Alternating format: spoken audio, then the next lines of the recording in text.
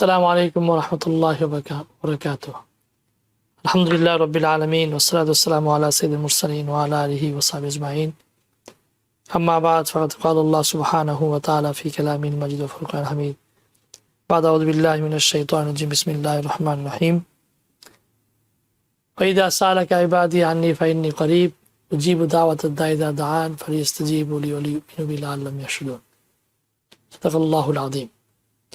ويقول النبي صلى الله عليه وسلم أبي سعيد الخدري رضي الله تعالى عنه قال رسول الله صلى الله عليه وسلم إن لله تبارك وتعالى في كل يوم وليلة يعني في رمضان وإن لكل مسلم في كل يوم وليلة دعوة مستجابة وكما قال عليه الصلاة والسلام رب اشرح لي صدري ويسر لي أمري واحلل عقدة من لساني يفقهوا قولي اللهم أرنا الحق حقا وارزقنا اتباعه وأرنا الباطل باطلا وارزقنا اجتنابه। প্রিয় দর্শক, রমজানের গুরুত্বপূর্ণ প্রথম দশকে রহমতের এই দিনগুলোতে আমরা অতিবাহিত করছি। ইফতারের পূর্ব মুহূর্তে একটি গুরুত্বপূর্ণ সময়, যখন আল্লাহ সুবহানাহু ওয়া তাআলা দোয়াকে কবুল করেন, সেই মুহূর্তে আমরা আমাদের এই প্রোগ্রাম পরিচালনা করছি। আপনাদের সবাইকে রমজানের স্বাগত এবং রমজানের শুভেচ্ছা। আল্লাহ সুবহানাহু ওয়া তাআলা কোরআনে কারীমের মধ্যে দোয়া সম্পর্কে অনেক আলোচনা করেছেন, অনেক জায়গায় বলেছেন। আল্লাহ বলেছেন ওয়াকাল রাব্বুকুম উদউনি আস্তাজিব লাকুম ওয়া ইযা সা'আলাকা ইবাদি আন্নী ফাইন্নী করিব। কোরআনে কারীমের মধ্যে রমজান সংক্রান্ত যে আলোচনা হয়েছে, আল্লাহ যে আলোচনা করেছেন, সেটি হলো সূরা বাকারার 183 নম্বর আয়াত থেকে নিয়ে সূরা বাকারার 187 নম্বর 5টি আয়াত, 83, 84, 85, 86, 87, 183 to 187 বেশ 5টি আয়াতের মধ্যে আল্লাহ তাআলা রোজা এবং সিয়াম সম্পর্কে, ফাস্টিং সম্পর্কে কিছু আলোচনা করেছেন। এর বাইরে কোরআনে কারীমের মধ্যে কোথাও রমজান সংক্রান্ত কোনো আলোচনা আমরা পাই না।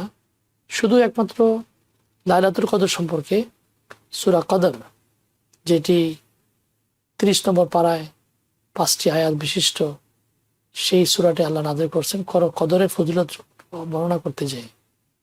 বাকি রমজান সংক্রান্ত যে আলোচনা করেছেন, এটি 5টি আয়াতের মধ্যেই, পুরো কোরআনের 6000-এর উপরে যে আয়াতগুলো আছে, সেই আয়াতের মধ্যে, 5টি আয়াতের মধ্যেই আলোচনা করেছেন। রমজানের যে পারপাস, সেই সম্পর্কে আল্লাহ বলেছেন ইয়া আইয়ুহাল্লাযীনা আমানু কুতিবা আলাইকুমুস সিয়াম কামা কুতিবা আলাল লাযীনা মিন ক্বাবলিকুম লাআল্লাকুম তাত্তাকুন। রমজানের পারপাস হচ্ছে মূলত 3টি। এক হলো লাআল্লাকুম তাত্তাকুন, যাতে করে তোমরা পরেজগার মুত্তাকি, ক্ষুধাবিরত অবলম্বন করতে পারো। তাকওয়া, self control, self discipline, self patience, education, self education, এগুলো যেন আমরা অর্জন করতে পারি তাকওয়ার মাধ্যমে। এটাই মেইন পারপাস। 2 নম্বর পারপাস হলো কোরআনে আল্লাহ সুবহানাহু ওয়া তাআলা এই মাসে নাযিল করেছেন শাহরু রমাদান আল্লাযী উনজিলা ফীহিল কুরআন। আল্লাহ রমজান মাসে কোরআনকে নাযিল করেছেন, এবং এই কোরআনের বরকতেই 12টি মাসের মধ্যে সবচেয়ে সম্মানিত মাস হল মান্থ অফ রমাদান। কেন? যে আল্লাহ তাআলা এই রমজান মাসে কোরআনকে লাইলাতুল কদর নাযিল করেছেন, এবং এই রমজান মাসটাতেই আল্লাহ কোরআন নাযিল হওয়ার কারণে সমস্ত মাসের মধ্যে সবচেয়ে সম্মানিত মাস রমজান মাস। ঠিক তদ্রূপভাবে সারা দুনিয়াতে যত প্লেস রয়েছে, যত জায়গা রয়েছে, জায়গার মধ্যে সবচেয়ে সম্মানিত জায়গা হলো বাইতুল্লাহ, মক্কা মুকাররমা। কারণ কি? আল্লাহ গারে হীরার মধ্যে আল্লাহ তাআলা প্রথম ইকরা বিসমি রাব্বিকাল্লাযী খালাক কোরআন নাযিল করেছেন, যার ফলে সারা দুনিয়াতে সম্মানিত প্লেস হলো মক্কা মুকাররমা। এবং আল্লাহ বলেছেন লা আকসিমু বিহাদাল বালাদ ওয়াত-তিন ওয়াজ-যাইতুন ওয়া তুরি সিন ওয়া হাদাল বালাদিল আমিন। জায়গা জায়গা আল্লাহ তাআলা মক্কা মুকাররমার আলোচনা করেছেন। সম্মানিত হয়েছেন এই কারণে আল্লাহ তাআলা এই মক্কাতে কোরআন নাযিল করেছেন। ঠিক তদ্রূপভাবে অনেক মাউন্টেন রয়েছে, অনেক পাহাড় রয়েছে, তার মধ্যে গারে হীরা যেটি সবচেয়ে সম্মানিত জায়গা। কেন? যে সেই জায়গাতে আল্লাহ তাআলা প্রথম কোরআন নাযিল করেছেন। ফেরেশতাদের মধ্যে মিলিয়ন ট্রিলিয়ন ট্রিলিয়ন ট্রিলিয়ন ফেরেশতা রয়েছে, কিন্তু সবচেয়ে সম্মানিত ফেরেশতা, সবচেয়ে সম্মানিত এবং বিখ্যাত সর্বশ্রেষ্ঠ যে ফেরেশতা, সেটা হলো জিবরিল। আল্লাহ সুবহানাহু ওয়া তাআলা কোরআনে বলেছেন ইন্নাহু তানজিলু রাব্বিল আলামিন নাযালা বিহির রূহুল আমিন। কোরআনের বরকতে হযরত জিবরিল আলাইহিস সালাম যেহেতু ওহী নিয়ে আসতেন রাসূলুল্লাহ সাল্লাল্লাহু আলাইহি ওয়াসাল্লামের কাছে, তিনি আল্লাহ তাআলা ওনাকে সম্মানিত করেছেন। ঠিক তদ্রূপভাবে সমস্ত মানুষের মধ্যে সর্বশ্রেষ্ঠ ব্যক্তি হলো আমাদের প্রিয় নবী মুহাম্মদ সাল্লাল্লাহু আলাইহি সাল্লাম। ওনাকে সম্মানিত করেছেন, সম্মানিত হয়েছেন, সর্বশ্রেষ্ঠ হয়েছেন কেন? কোরআনের বরকতে। ঠিক উম্মতের মধ্যে সর্বশ্রেষ্ঠ উম্মত হলো আল্লাহ বলেছেন কুনতুম খায়রা উম্মাতিন উখরিজাত লিন-নাস তা'মুরুনা বিল মা'রুফ ওয়া তানহাউনা আনিল মুনকার। উম্মতের মধ্যে সবচেয়ে শ্রেষ্ঠ উম্মত হলো উম্মতে মুহাম্মাদী। এটা মূল কারণ হলো কি? মূল কারণ হইল যে আল্লাহ তাআলা এই উম্মতকে কোরআনে কারীম নাযিল করেছেন। সুতরাং এই রমজান মাস সিয়াম সাধনা মাসের মধ্যে একটি গুরুত্বপূর্ণ পারপাস হলো একজন ব্যক্তি কোরআন তেলাওয়াত করবে, কোরআন শুনবে, কোরআনের উপর আমল করবে, কোরআন তদনুযায়ী চলবে এবং কোরআনের তেলাওয়াত যত বেশি সম্ভব এই মাসে করবে, থেকে কোরআন থেকে বরকত নেবে। এটি একটি উদ্দেশ্য। আর 3 নম্বর উদ্দেশ্য হলো যে আল্লাহ সুবহানাহু ওয়া তাআলা রমজান মাসের মাধ্যমে আমাদের গুনাহকে পরিষ্কার করেন। রাসূলুল্লাহ সাল্লাল্লাহু আলাইহি ওয়াসাল্লাম তুহিন কণ্ঠে ঘোষণা দিয়েছেন, মান সামা রমাদান ঈমান ওয়া ইহতিসাবান গুফিরা লাহু মা তাকাদ্দাম মিন যামবি। যে ব্যক্তি রমজান মাসে রোজা রাখলো এবং কিয়ামুল লাইল তাহাজ্জুদের নামাজ আদায় করলো, আল্লাহ সুবহানাহু ওয়া তাআলা তাকে সমস্ত বিশ্বের সমস্ত গুনাহ মাফ করে দিবে। তো এই 3টি উদ্দেশ্য রমজান মাসের। একটি হলো তাকওয়া অবলম্বন করা, কোরআনের সাথে সম্পৃক্ত হওয়া এবং ইস্তেগফার এবং ক্ষমা আল্লাহর কাছে চাওয়া। আমি একটি হাদিস তেলাওয়াত করেছি। সেই হাদিসটি তুরে মুখতারের মানে কাযাফি তারগীবের মধ্যে এসেছে। আবু সাঈদ খুদরি রাদিয়াল্লাহু তাআলা থেকে বর্ণিত হয়েছে। যে আলোচনা করছিলাম কোরআনের যেটি 5টি আয়াতের মধ্যে যখন আল্লাহ তাআলা রমজান সম্পর্কে আলোচনা করেছেন, মিডলে হঠাৎ করে এসে আল্লাহ বলেছেন ওয়াইদা সাআলাকা ইবাদি আন্নী ফাইন্নী করিব উজিবু দাওয়াতাদ দাঈ ইযা দাআন। যখন আপনার বান্দা, আমার বান্দা যখন আপনাকে জিজ্ঞেস করে আল্লাহ সম্পর্কে, ওয়াইদা সাআলাকা ইবাদি আন্নী ফাইন্নী করিব, আমি অত্যন্ত নিকটে আল্লাহর বান্দা, হে নবী মুহাম্মদ সাল্লাল্লাহু আলাইহি ওয়াসাল্লাম, আপনি আপনার উম্মতকে বলে দেন আমি খুবই কাছাকাছি। ওয়াইদা সাআলাকা ইবাদি আন্নী ফাইন্নী উজিবু দাওয়াতাদ দাঈ ইযা দাআন। কোনো বান্দা যখন আল্লাহকে ডাকে, আল্লাহর সাথে সাথে সে ডাকে সাড়া দেন। এখানে আদা আলিফ লাম দ্বারা আল্লাহ তাআলা উল্লেখ করেছেন, অর্থাৎ সেটা স্পেসিফিক, এটা মুআয়্যান, নির্দিষ্ট। তা যে দুনিয়াতে যে প্রান্তে যে আছে সে যখনই আল্লাহকে ডাকবে আল্লাহ সুবহানাহু ওয়া তাআলা তার ডাকে সাড়া দিবে। রাসূলুল্লাহ সাল্লাল্লাহু আলাইহি ওয়াসাল্লাম যে হাদিসটি বলেছেন, হাদিসে হলো আবু সাঈদ খুদরি রাদিয়াল্লাহু তাআলা riwayat, ইন্নাল্লাহ তাবারাকা ওয়া তাআলা ফি কুল্লি ইয়ামিন ওয়া লাইলাতিন ইয়ানি ফি রমাদান ওয়া তাকা ফি কুল্লি ইয়ামিন ওয়া লাইলাতিন ফি রমাদান। প্রত্যেক দিন আল্লাহ সুবহানাহু ওয়া তাআলা জাহান্নাম থেকে দিবারাত্রিতে রমজান মাসে বিরাট একটি অংশকে জাহান্নাম থেকে মুক্তি দান করেন, যাদের উপর জাহান্নাম ওয়াজিব হয়ে গিয়েছিল। ওয়া তাকা ফি কুল্লি ইয়ামিন ওয়া লাইলাতিন মিনান নার, যে এভরি নাইট এবং এভরি ডে একটি বড় অংশকে আল্লাহ তাআলা জাহান্নাম থেকে মুক্তি দান করেন। এবং সাথে পরবর্তী যে রিওয়ায়াত আসছে ওয়াইন্না লিকুল্লি মুসলিমিন, এবং প্রত্যেকটা মসজিদের মুসলমানের ফি ইয়ামিন ওয়া লাইলাতিন, আর দিবারাত্রিতে দাওয়াতাল মুস্তাজাবা, তার একটি দোয়াকে আল্লাহ কবুল করেন। অর্থাৎ রমজান মাসে বান্দা যখন আল্লাহর কাছে দোয়া করে তখন আল্লাহ তার বান্দার দোয়াকে কবুল করে নেন। কিন্তু সৌভাগ্য আমরা যে প্রতিদিন যেই দোয়া করবে, চাই সে দিবারাত্রিতে হোক, দিবারাত্রি হোক, দিনে হোক, আল্লাহ বান্দার দোয়া কবুল করেন। এখন কথা হলো আমি কি দোয়া করবো? আল্লাহ যখন আমাদেরকে এত বড় একটা অপরচুনিটি দিয়েছেন, বান্দা যখনই দোয়া করবে আল্লাহ তার সেই দোয়া কবুল করেন। আমার কি দোয়া করার? হাদিসের মধ্যে আসছে রাসূলুল্লাহ সাল্লাল্লাহু আলাইহি ওয়াসাল্লাম বলেছেন, আদ-দুআউ আল-ইবাদাহ, আদ-দুআউ মুখুল ইবাদাহ। দোয়াটা হলো ইবাদত, দোয়াটা হলো ইবাদতের মগজ, মূল এই দোয়া। কিন্তু আমরা জানি না যে কখন দোয়া করতে হবে, কি দোয়া করতে হবে। এ নিয়ে আজকে আমি আলোচনা করব। যে ওলামারা লিখেছেন এবং স্কলাররা বলেন, আমাদের যারা সালফে সালেহিন তারা বলেন যে রমজান মাসের 3টি সময়, যে 3টা সময়ের মধ্যে দোয়া বেশি বেশি করে কবুল হয়। প্রথম একটা সময় হলো সেহরির সময়।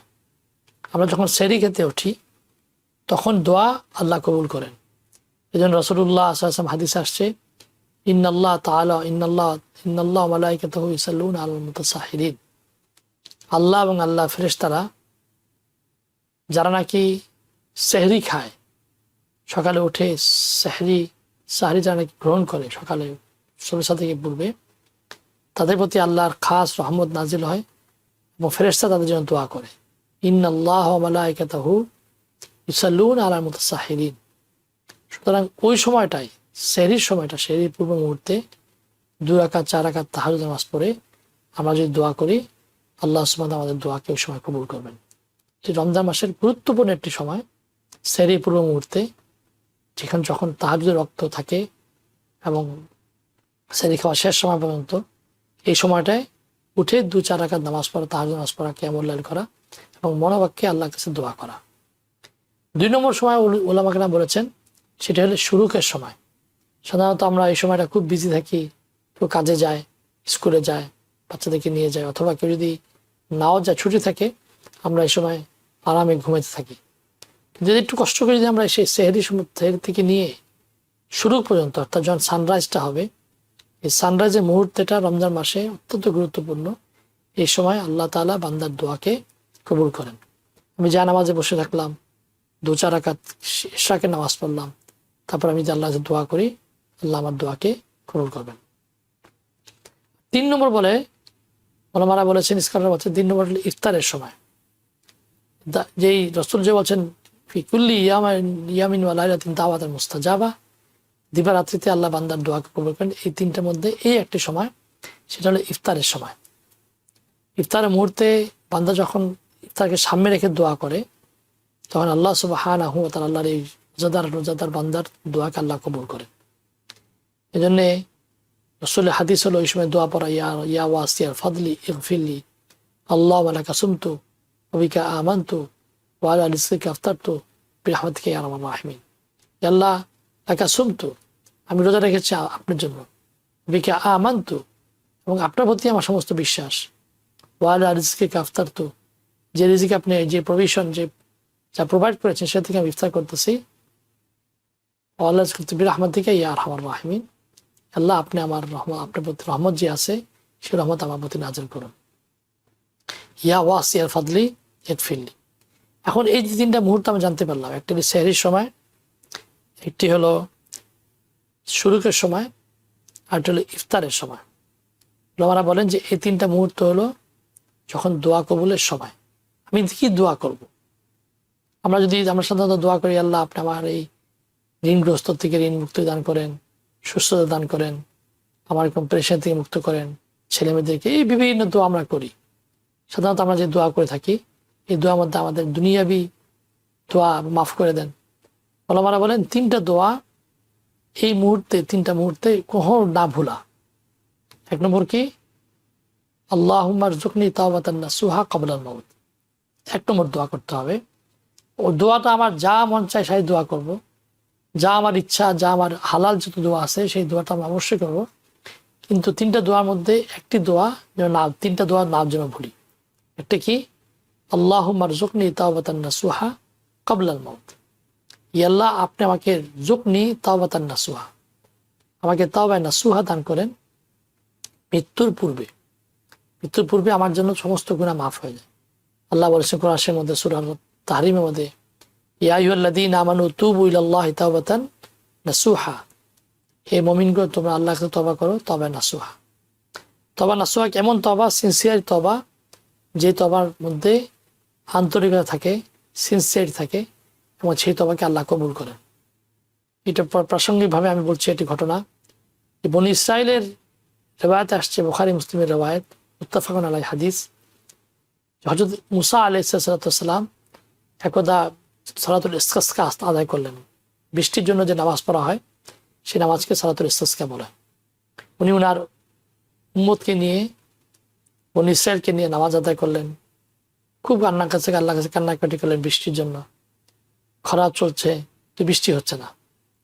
আল্লাহ ওহী নাজিল করলেন, হে মুসা, আপনি আপনার বান্দাকে বলেন, আপনার উম্মতকে বলেন, আমার বান্দাকে বলেন যে এখানে একজন গুনাহগার রয়েছে যে কখনো এই সমস্ত নাফরমানি করে, যে কখনো আল্লাহকে স্মরণ করে না, আল্লাহর ইবাদতে মশগুল থাকে না, এবং যত রকম গুনাহ আছে সব গুনাহের মধ্যে লিপ্ত।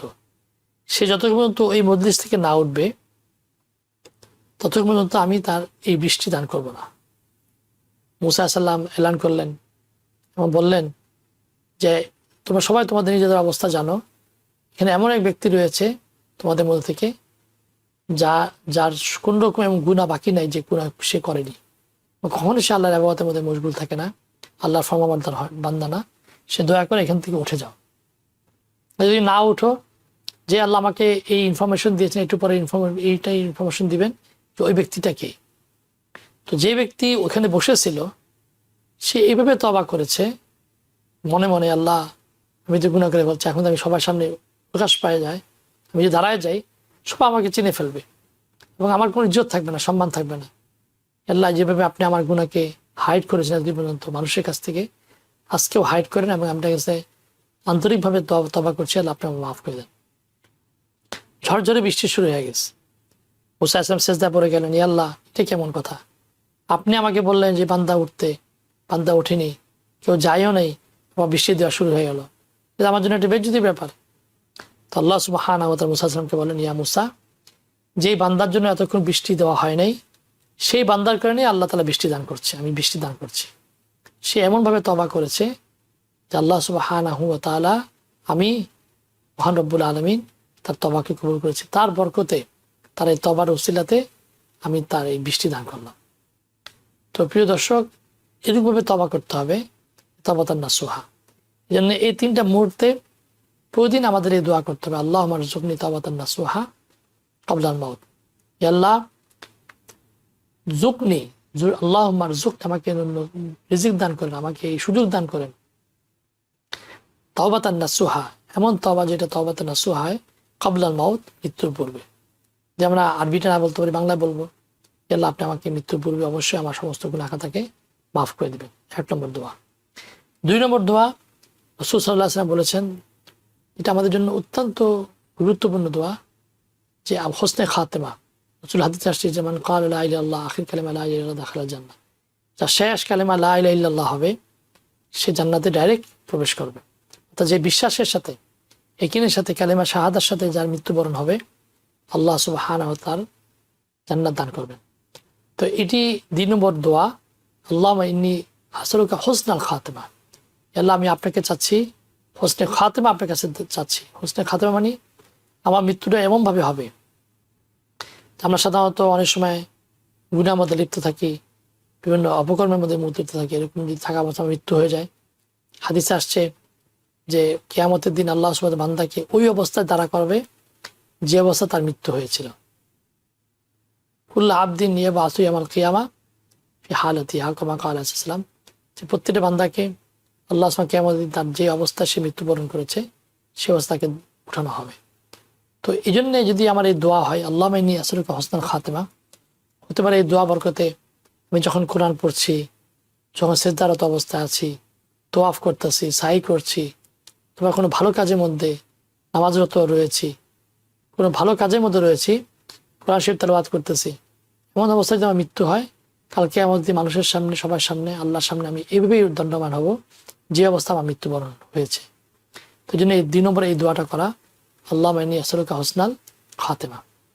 3 নম্বর দোয়া যেটি, সেটি হলো ওলামারা বলেন যে আল্লাহুম্মা সাব্বিত কলবি আলা দীনি, আল্লাহ আপনি আমার দ্বীনকে, আমি যেই দ্বীনের পথে রয়েছি, আমি যে আল্লাহ আপনার হুকুম মতন চলতে পারছি, নবী করিম সাল্লাল্লাহু আলাইহি ওয়াসাল্লাম তরিকা মতন চলতে পারছি, সেই দ্বীনের উপর আমাকে সাবেত এবং কায়েম রাখেন, আমাকে দৃঢ়তার সাথে স্টেডফাস্ট আমি যেন থাকতে পারি, সে তৌফিক আমাকে দান করেন।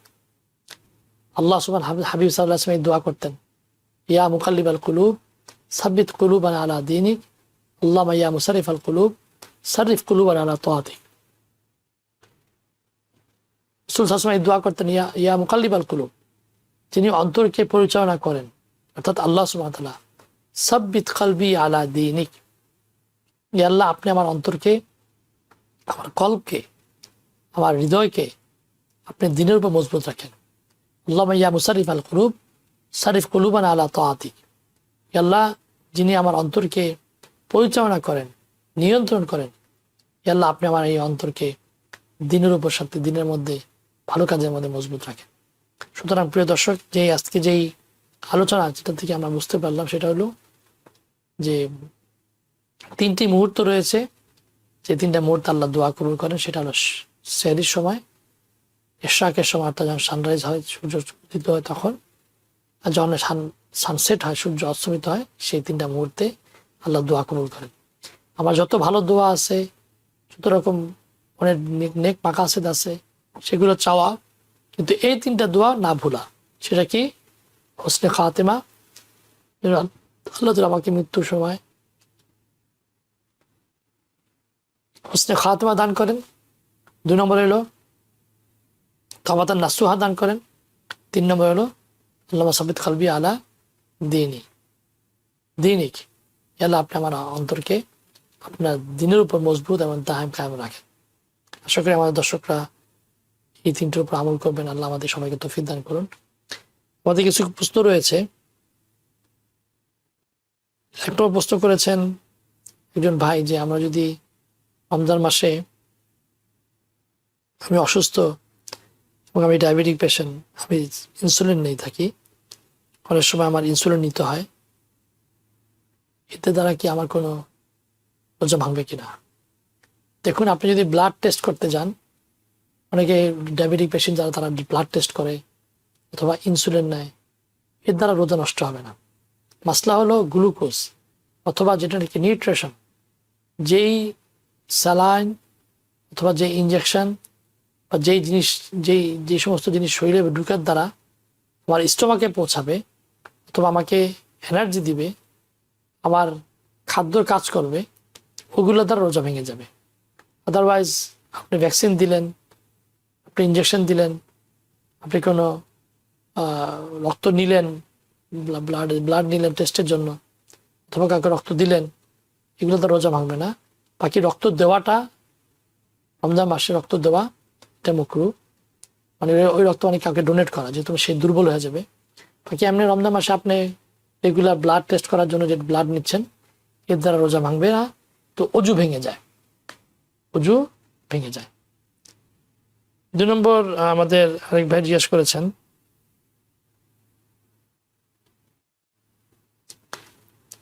যে রোজার মাসে যদি আমরা ইনহেলার নেই, এতে কি আমাদের রোজা ভাঙবে কিনা? দেখুন, ইনহেলার হলো একটি স্প্রে, যেটি নিলে আমার ফুসফুসের মধ্যে যায়। আমাদের পূর্বকার মুতাকাদ্দিমিন যারা, পূর্বকার যারা ওলামারা, তারা বলেছেন মুখের দিকে কোনো কিছু প্রবেশ করালে সে তার রোজা ভেঙে যায়। কেউ সিগারেট খাচ্ছে, স্মোক করতেছে, এর দ্বারা তার রোজা ভেঙে যাবে। কিন্তু যাদের নাকি অ্যাজমা রয়েছে, তারা এই রোগে আক্রান্ত, রোজা রাখতে চাচ্ছে, দিনের পর দিন তার রোজা নষ্ট হয়ে যাচ্ছে, বছরের পর বছর রোজা রাখতে নষ্ট হয়ে যাচ্ছে, এবং সে রোজা রাখতে খুব আগ্রহী। যদিও আল্লাহ সুবহানাহু ওয়া তাআলা অসুস্থ ব্যক্তির ব্যাপার বলছে, ফামান কানা মিনকুম মারিদান আও আলা সাফারিন ফাইদাতুম মিন আইয়ামিন উখার ওয়া আলাল লাযিনা ইউতিকুনা ফিদিয়াতুন তাআমু মিসকিন, যে অসুস্থ সে মিসকিনকে ফিদিয়া দিবে। কিন্তু এরপরে যদি কেউ রোজা রাখতে চায়, সে ইনহেলার ব্যবহার করে, তাহলে আধুনিক ওলামারা, আখিরিন যা ওলামারা, পরবর্তী ওলামারা, তারা বলেছেন যেহেতু ইনহেলারটা স্টোমাকের মধ্যে যায় না, সেটা ফুসফুসে যায়, সেই ক্ষেত্রে আপনি ইনহেলার নিতে পারবেন, সেটা ওলামারা পারমিশন দিয়েছেন। যদিও এখানে এক গ্রুপ ওলামারা সে ব্যাপারে দ্বিমত পোষণ করেছেন। মুখ ভরে বমি করলে কি অজু ভাঙবে কিনা, রোজা ভাঙবে কিনা? জি না, অজু ভাঙ্গার মধ্যে যে কারণগুলো, তার মধ্যে একটি হলো মুখ ভরে বমি করা। এর দ্বারা অজু ভেঙে যায়, রোজা ভাঙে না। কিন্তু কোনো ব্যক্তি যদি মনে করে যে আমি মুখ ভরে বমি করে ফেলছি, এর দ্বারা আমার রোজা ভেঙে গেছে, তারপরে সে রোজা ভেঙে ফেললো, তাহলে সে তার দ্বারা তাকে সেটা তার জন্য কঠিন, তাকে কাজা করতে হবে, কাফারা দিতে হবে। কিন্তু কোনো ব্যক্তি যদি মুখ ভরে বমি হয়ে যায়, সাধারণত এরকম হয়, অনেক সময় হয়, এর দ্বারা রোজা ভাঙবে না, অজু ভেঙে যাবে। এরকম ব্যক্তি যখন নাকি কন্টিনিউয়াসলি বমি আসতেছে তার, আর সে অল্প বমি করতেছে, শরীর মাস্তা হলো, যদি অল্প বমি হয়, মুখ ভরে না হয়, এর দ্বারা অজু ভাঙবে না, রোজা ভাঙবে না। মুখ ফুল ফুল যদি মুখ ভরে যদি বমি করা হয় তাহলে সেক্ষেত্রে তার অজু ভেঙে যাবে, রোজা ভাঙবে না। জি। আরেক ভাই প্রশ্ন করেছেন,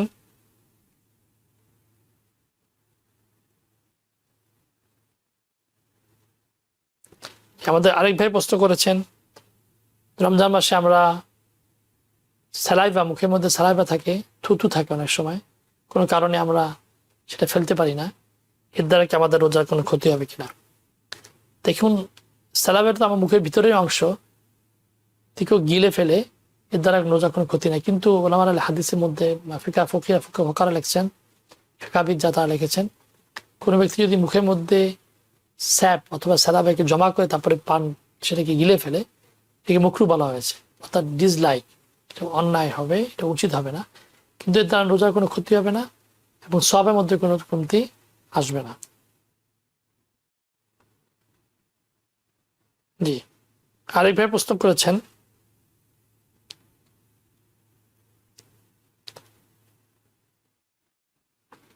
রমজান মাসে ওনার প্রশ্ন হলো যে আমরা তারাবি নামাজ যে পড়ি, তারাবি নামাজের পরে যদি আমরা তাহাজুদ নামাজ না পড়ে, তারাবি বেতের না পড়ে, যদি আমরা তাহাজুদের সাথে বেতের পড়ি, এতে কোনো সমস্যা আছে কিনা? দেখুন, কিয়ামুল লাইল আমরা সাধারণত রমজানের বাইরে, যখন নাকি আমরা একজন ব্যক্তি যখন তাহাজুদের অভ্যস্ত, সবসময় তাহাজুদ নামাজ পড়ে, তার জন্য উচিত হলো বেতের নামাজটা তাহাজুদের পরে আদায় করা। লাস্ট নামাজ জন্য তাহাজুদের নামাজ হয়, এটা উত্তম। যদি আগে পরে অসুবিধা নেই, সেও পড়তে পারে। কিন্তু যদি আমি তারাবির নামাজ যদি পড়ি জামাতের সাথে, মসজিদে আদায় করতেছি, তখন মসজিদের ইমাম সাহেবরা বা হাফেজ সাহেব যখন তারাবি নামাজের সাথে বেতের নামাজটা পড়ে, তখন ওইটাই আমি তাদের সাথে বেতের নামাজটা আদায় করে নিব। এটাই সুন্নত, হযরত ওমর বিন খাত্তাব রাদিয়াল্লাহু তাআলা এবং সাহাবারা আদম করেছেন। এটা উত্তম যে বেতের নামাজটা জামাতের সাথে তারাবির সাথে আদায় করে নেওয়া। আপনি যদি ইন্ডিভিজুয়াল নামাজ পড়েন, একা একা নামাজ পড়তেছেন, তাহাজুদের নামাজ অথবা তারাবির নামাজ, তো যদি পুরো তারাবি নামাজের পরে আপনি নামাজটাকে রেখে দিলেন, পরবর্তীতে তাহাজুদের সাথে পড়তে পারেন, সেটা পারমিশন রয়েছে। কিন্তু দুইবার বেতের নামাজ পড়া যাবে না, যে একবার আপনি তারাবির সাথে পড়লেন বেতের নামাজ, তারপর আবার তাহাজুদের সাথে নামাজ করলেন, এটা ব্যাপারে আমরা ফুকারা লিখছেন, এটাকে মাকরুহ বলা হয়েছে। যে দুইবার বেতের নামাজ পড়া যাবে, বেতের নামাজ একবারই পড়তে হবে। আরেকজন লিখেছেন যে আমরা যেই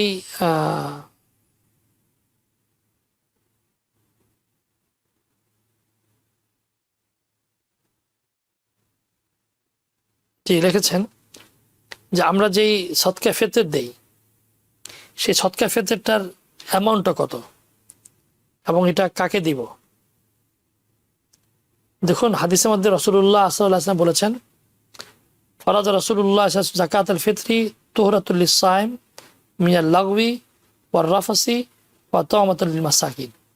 হাদিসে রাসূলুল্লাহ সাল্লাল্লাহু আলাইহি ওয়াসাল্লাম বলেছেন, আবু দাউদের রিওয়ায়াত, যে যাকাতুল ফিতর সেটা হলো একজন রোজাদার যেই তার রোজার দ্বারা যে ক্ষতিগুলো হয়ে যায়, যে অনর্থক কাজগুলো হয়ে যায়, যে অন্যায় হয়ে যায়, এই যাকাতুল ফিতর অর্থাৎ ফিতরাটা, তার মাধ্যমে তার গুনাহগুলোকে আল্লাহ মাফ করে দেন এবং সেটা তার অল্টারনেটিভ একটা ব্যবস্থা করে দেন। সাথে সাথে মিসকিনদের জন্য একটি খাদ্য ব্যবস্থা হয়, পারপাস সার্ভ হয় মিসকিনদের জন্য। মানে এটার অ্যামাউন্টটা কতটুকু, এটার ব্যাপারে 4টি কল রয়েছে, 4টি মতভেদ রয়েছে। চার ধরনের আপনি সদকা ফিতর দিতে পারেন। একটা হলো যে হুইট, গম, যেটি নিসফ সা, হাফ সা, অর্থাৎ এটা যে অ্যামাউন্ট রয়েছে সেটা হলো 5.11 LB, 5 পাউন্ডের মতন যে গম, সেই গম যদি আপনি কোনো গরিবকে দান করেন অথবা তার সমপরিমাণ টাকা দান করেন, যেটা বর্তমানে আমেরিকান হিসাবে $15 মতন হয়, সেটা হলো মিনিমাম আপনি সদকাতুল ফিতর দান করলেন, সদকাতুল ফিতর মিনিমাম দান করলেন এই অ্যামাউন্ট। আর যদি আপনি বার্লি দান করেন, যেটা নাকি 1 সা হয়, 7.30 LB, 7 পাউন্ডের থেকে 7 পাউন্ড 30 LB, 7 পাউন্ডের উপরে, এই অ্যামাউন্ট যদি আপনি বার্লি দান করেন অথবা তার পরিমাণ যে পয়সা অর্থাৎ $18 মতন পড়ে, এটা আপনি সদকাতুল ফিতরা হিসেবে দিতে পারেন। আরেকটা রয়ে গিয়েছে রেজন, কিশমিশ, খেজুরের আঙ্গুর থেকে যে কিশমিশ হয় অত্যন্ত দামি কিশমিশ, সেটা আপনি দিতে পারেন 1 সা, যেটা একই অ্যামাউন্ট 7.76 LB। এই অ্যামাউন্ট যদি আপনি দান করেন সেটার দাম পড়তেছে $58 মতন, আমেরিকান ডলারে $58। এটা হাইলি রিকমেন্ডেড। আপনি কাউকে যদি দান করতে চান সেটা দান করতে পারেন। অথবা যে 1 সা খেজুর, ডেটস, খেজুরের যে অ্যামাউন্ট, যে মূল্য, সেটা হলো 8.29 LB, প্রায় 8.5 পাউন্ডের মতন খেজুর। এটা আপনি দিতে পারেন সদকা ফিতর হিসাবে। এটার দাম পড়তেছে $64, $64। তাহলে আপনি যদি জাকাতুল ফিতর, যেটা সদকাতুল ফিতরা আমরা যেটা বলি, 4টা অপশন রয়েছে, হয় $15, আর না $18, আর না $58 অথবা $64। সেটা নির্ভর করে গম, বার্লি, জব যেটা বলা হয় সেটার দাম অনুযায়ী, অথবা কিশমিশ, রেজেন, অথবা ডেট, খেজুর। এই 4টার যে কোনো একটার থেকে এই অনুযায়ী আপনি আপনার জাকাতুল ফিতর, সদকাতুল ফিতর যেটা আমরা ফিতরা যেটা বলি, সেটা দান করতে পারেন। এর মধ্যে আরেকটি প্রশ্ন রয়ে যায়, সেটা হলো, আরেকজন প্রশ্ন করেছিলেন, সেটা প্রশ্নের দ্বিতীয় অংশ ছিল যে কোনো ব্যক্তি যদি রোজা রাখতে না পারে, তার অল্টারনেটিভ কি ওয়ে রয়েছে। সেটা হলো, একজন ব্যক্তি রোজা রাখতে না পারে, তাহলে ফিদিয়া সে দান করবে। সে কাফারা করবে না, কাজাও করবে না। একজন ব্যক্তি সে মুমূর্ষু অবস্থায় আছে, অথবা সে দুরারোগ্য একটা ব্যাধিতে আক্রান্ত, অথবা সে এমন অসুস্থ যে সে কন্টিনিউ রোজা রাখতে পারছে না, তাহলে প্রতিটা রোজার বিনিময়ে সে একটা ফিতরা দান করবে। যেটা আমি মাত্র বললাম, হয় সে $15 দান করবে প্রতি রোজার বিনিময়ে, অথবা $18, অথবা $58, অথবা $64, যেটা তার জন্য সুবিধা হয়। এই অ্যামাউন্ট প্রতি রোজার জন্য। আমাদের নিউ ইয়র্কের ওলামারা বা আমেরিকার ওলামারা বলেছেন মিনিমাম সদকাতুল ফিতরের অ্যামাউন্ট হলো $15, $10 মিনিমামটা। কিন্তু একটু ভালো উইট যদি হয়ে থাকে সেটা $15 হয়। ধরুন 30 দিন শুধু রাখতে পারছে না, 30 দিন রোজার বিনিময়ে থাকে $300 বা $300। আমি যেহেতু আমেরিকায় বসবাস করছে, $300 অ্যামাউন্ট তাকে কোনো গরিব মিসকিন যারা জাকাত খেতে পারে, যে 8 ধরনের কথা আল্লাহ কোরআনের মধ্যে বলেছেন, ওই 8 ধরনের ব্যক্তিরা সেই জাকাতের যোগ্য জাকাত নেওয়ার, তাদেরকে আপনি এই ফিদিয়ার টাকা দিতে পারেন, অথবা ফিতরা টাকা দিতে পারেন। আপনি এই টাকাটা এক ব্যক্তিকেও দিতে পারেন পুরো $300, $350 বা $400, অথবা একাধিক ব্যক্তিকে আপনি দিতে পারেন। কিন্তু একটি ফিতরা একজনের কম দিতে পারবেন না, একটি ফিতরা একজনকে দিতে হবে, তার কমে দেওয়া যাবে না। কিন্তু একাধিক ফিতরা একাধিক ব্যক্তিকে দেওয়া যাবে, অথবা পুরা ফিতরা অথবা ফিদিয়া, আপনি অনেকগুলো ফিদিয়া, অনেকগুলো ফিতরা একজন ব্যক্তিকে দিলেন, $500 দিলেন, 1000 দিলেন, সেটা দেওয়া জায়েজ আছে। তো আল্লাহ সুবহানাহু ওয়া তাআলা আমাদেরকে তৌফিক দান করুন।